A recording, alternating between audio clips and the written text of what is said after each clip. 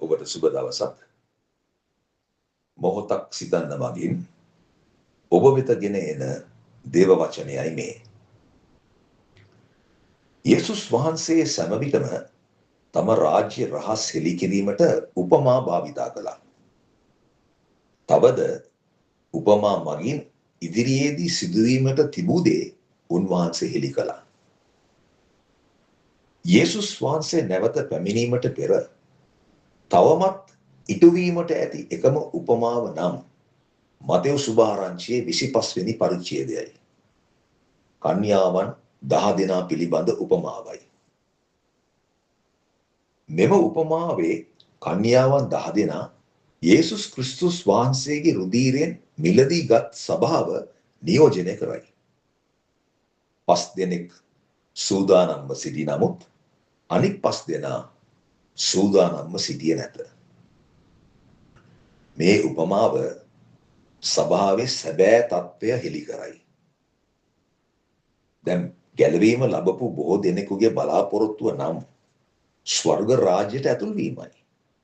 මේක යහපත් සිතුවිල්ලක්. ඒ වගේම යහපත් බලාපොරොත්තුවක්. එනමුත් ක්‍රිස්තුස් වහන්සේ නැවත පැමිණෙන්නේ උන්වහන්සේගේ ශුද්ධ මනාලිය ඔසවා ගන්නයි. දැන් සාමාන්‍යයෙන් මනාලියක් වීමට බලාපොරොත්තුවෙන් සිටින කාන්තාවක් ඇයගේ විවාහ මංගල්‍යයට පෙර සූදානමක් කරනවා. ඇයගේ ලස්සනම දවස සිහින මවාගෙන ඇය කටයුතු කරනවා. එමෙන්ම අපටද පෙර සූදානමක් තිබෙනවා. ශුද්ධාත්ම දෙවියන් වහන්සේ මේ පොළොවට පැමිණියේ ක්‍රිස්තුස් වහන්සේගේ මනාලිය සූදානම් කිරීමටයි. ක්‍රිස්තුස් වහන්සේ තුළ සිටින අපිට ශුද්ධාත්මයන් වහන්සේගෙන් තොරව පෙර සූදානමක් කරන්නට නොපුළුවන.